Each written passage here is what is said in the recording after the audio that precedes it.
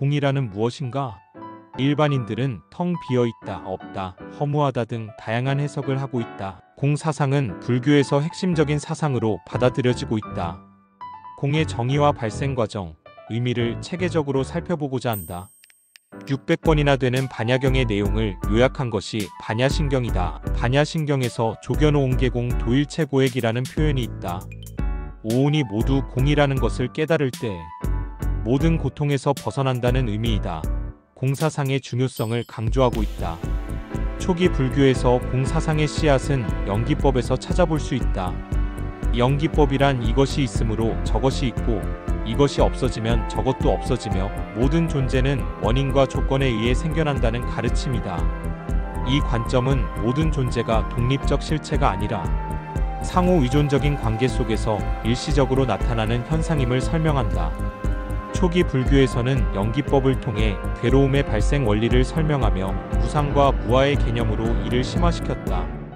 공은 산스크리트어 수냐타를 번역한 것으로 비어있음 공어의 의미를 가지고 있다.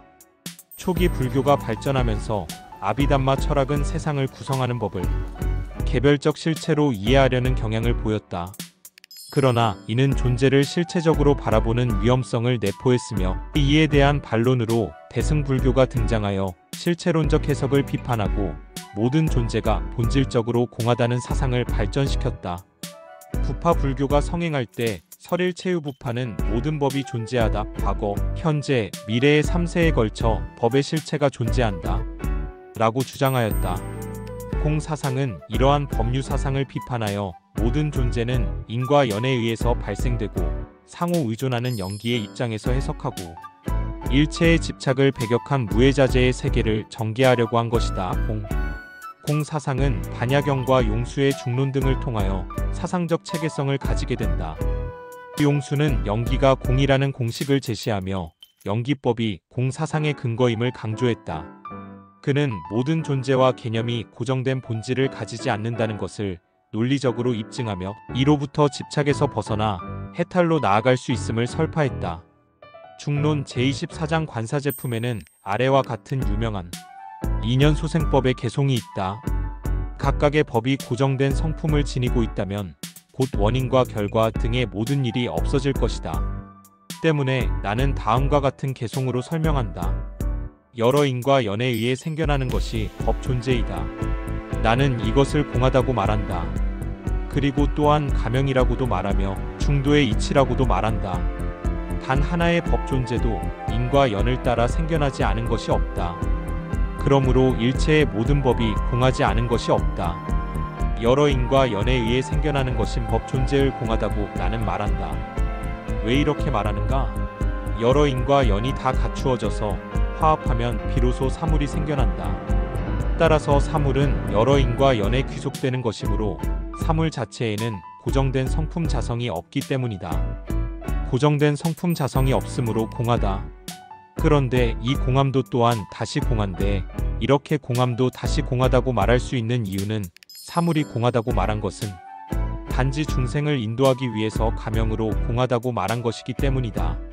사물이 공하다고 말하는 방편과 공함도 공하다고 말하는 방편에 의해 있음과 없음의 양극단을 벗어나기에 중도라 이름한다. 용수는 연기를 통해 공을 설명한다. 모든 것이 연기로 인해 발생하므로 그것은 본질적으로 공하다. 연기는 상호 의존성을 강조하며 공은 이러한 상호 의존성 속에서 독립된 실체가 없음을 드러낸다. 공의 핵심은 무자성이다. 이는 모든 존재가 고유한 본질이나 자립적인 실체를 가지지 않음을 의미한다. 예를 들어 나무라는 것은 나무 자체로 독립된 실체가 아니라 햇빛, 물, 흙, 시간 등 수많은 조건이 모여 형성된 결과이다. 이 조건들이 사라지면 나무도 더 이상 존재하지 않는다. 모든 존재는 스스로의 힘으로 존재하는 것이 아니라 다른 것에 의존하여 존재한다. 이 개념은 상호 의존성과 공사상의 근본을 이루는 관점이다. 공사상은 모든 존재의 본질이 있다라는 실체론과 아무것도 존재하지 않는다라는 허무론을 모두 배격하며 중도의 관점을 제시한다. 중도란 존재한다와 존재하지 않는다라는 양극단을 벗어나 모든 것이 공하다는 것을 바탕으로 올바르게 바라보는 균형 잡힌 태도를 의미한다.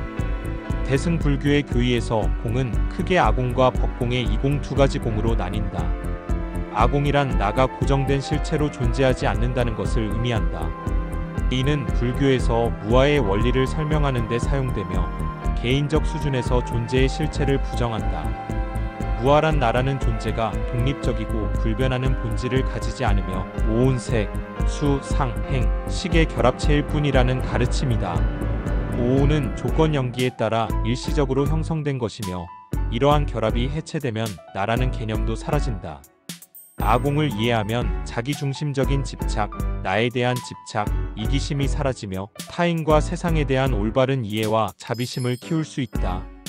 이는 고의 원인을 제거하여 해탈에 이르는 첫걸음이다. 물리적 몸과 정신 활동을 나로 여길 때 사실 이는 오온이 모인 집합체에 불과하다. 따라서 나라는 실체는 존재하지 않으며 이를 깨닫는 것이 아공의 이해이다. 법공이란 모든 존재와 현상이 고정된 실체로 존재하지 않는다는 것을 의미한다. 이는 우주적이고 철학적인 차원에서 모든 존재와 개념의 본질적 비실체성을 설명한다. 법이란 물질적 대상, 정신적 상태 또는 개념적 존재 등을 포괄하는 불교의 일반적인 용어이다. 법공은 이러한 모든 법이 독립적 본질이나 자성을 가지지 않음을 의미한다. 모든 법은 조건 연기에 의해 형성되고 변화한다. 법공은 모든 존재가 상호 의존적으로 생겨나며 본질적으로 고정된 자성을 가지지 않는다는 것을 통해 허망한 집착과 고정관념을 제거한다. 이는 모든 현상을 중도적 관점에서 이해하도록 도와준다. 중간 철학에서는 연기의 논리를 통해 법공을 심화한다. 이용수는 모든 법이 연기의 결과이며 연기 자체가 공임을 논증했다. 예를 들면 컵이라는 물건은 본질적으로 독립된 존재가 아니라 흙, 불, 물, 인간의 노동 등이 결합하여 형성된 것이다.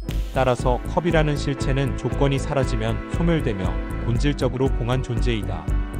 아공을 깨닫는 것은 개인적 해탈의 시작이며 법공을 깨닫는 것은 더 넓은 깨달음과 우주적 진리를 이해하는 데 이른다. 아공은 자신, 나에 대한 집착에서 벗어나게 하고 법공은 외부 대상에 대한 집착에서 벗어나게 한다. 따라서 두 개념을 함께 이해하면 공성에 대한 완전한 지혜를 얻게 된다. 불교의 공사상은 모든 존재와 현상이 고정된 본질이나 독립된 실체를 가지지 않으며 상호 의존적으로 존재한다는 관점에서 세상을 바라보는 철학적 개념이다. 이를 과학적으로 설명하려면 다음과 같은 관점에서 접근할 수 있다. 양자물리학은 물질의 근본적인 실체에 대한 이해를 바꿔놓았다. 전통적인 고전물리학에서는 입자물질을 독립적이고 고정된 실체로 보았지만 양자역학은 입자와 파동이 동시에 존재하며 관찰자와의 상호작용에 따라 그 상태가 결정된다고 보았다. 양자 얽힘 현상은 두 입자가 멀리 떨어져 있어도 서로 영향을 미친다는 것을 보여준다. 이는 모든 것이 서로 연결되어 있다는 불교의 연기와 유사한 개념이다. 하이젠베르크의 불확정성 원리는 우리가 사물을 완벽히 독립적이고 고정된 실체로 파악할 수 없음을 시사하며 이는 공사상의 비본질적 특성과 일치한다. 생태계에서 개별 생명체는 독립적으로 존재할 수 없으며 서로 상호 의존적이다. 예를 들어 나무는 광합성을 위해 태양과 물 그리고 공기를 필요로 하고 이는 다시 다른 생명체에게 산소를 제공한다. 미생물, 동물, 식물 간의 상호작용은 생태계의 균형을 유지하는 데 필수적이다. 이 상호 의존적 관계는 불교의 연기법과 직접적으로 연결된다. 모든 존재는 다른 존재와의 관계 속에서만 존재하며 독립된 실체로 존재하지 않는다는 점이 과학적으로 증명된다. 신경과학은 인간의 자아가 고정된 실체가 아니라는 점을 점점 더 밝히고 있다. 뇌는 끊임없이 외부 환경과 상호작용하며 감각 정보와 기억을 기반으로 순간순간 자아를 재구성한다. 인간의 의식은 단일한 실체가 아니라 다양한 신경 네트워크의 상호작용 결과로 나타난다. 이것은 불교에서 말하는 무아, 사상, 즉 고정된 자아가 없고 자아는 단지 인식의 집합체에 불과하다는 개념과 연결된다. 열역학의 제2법칙에 따르면 모든 물질과 에너지는 시간이 지남에 따라 엔트로피 무질서도가 증가하며 변화하지 않는 상태는 없다고 한다. 물리적 우주는 끊임없이 변화하며 고정된 상태로 머물지 않고 있다. 이는 불교의 무상 개념, 즉 모든 것은 변화하며 영원한 것은 없다는 사상을 뒷받침하고 있다. 우주론에서는 빅뱅 이론을 통해 우주가 한 점에서 시작되어 팽창하고 있음을 보여준다. 모든 물질과 에너지는 하나의 근원에서 나와 서로 상호작용하며 우주를 이루는 물질도 결국 텅 빈 공간에서 형성된 것으로 설명된다. 현대 물리학에서 입자 자체도 텅 빈 공간, 진공에서 생겨나는 양자요동으로 간주된다. 이는 공사상의 텅 빈 것에서 만물이 비롯된다는 견해와 흥미로운 상호작용을 보여준다. 공사상의 실천적 의미를 살펴보자. 공사상은 집착을 극복하고 고통에서 벗어나는 해탈의 길을 제시한다. 우리가 고통을 느끼는 이유는 존재에 대한 집착 때문인데, 공을 이해하면 집착의 근본 원인을 없앨 수 있다.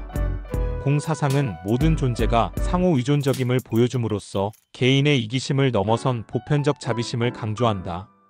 모든 존재가 연결되어 있다는 깨달음은 타인에 대한 연민과 사랑으로 이어진다. 공을 이해하는 것은 단순히 철학적 사고에 머물지 않고 삶의 본질을 직시하며 궁극적 깨달음을 얻는 반야의 지혜를 성취하는 데 기여한다. 내 것, 내 가족, 내 돈, 내 생각 등 나라는 생각으로 세상을 살아가고 있다. 진정으로 방아착으로 집착을 내려놓을 때 우주 전체를 소유하게 된다는 도리를 알아야 한다. 공사상은 환경 문제, 사회 문제 해결에서도 중요한 통찰을 제공한다. 인간과 자연, 사회 구성원들이 상호 의존적으로 연결되어 있음을 깨닫는 것은 지속 가능한 삶을 위한 지혜로 작용할 수 있다.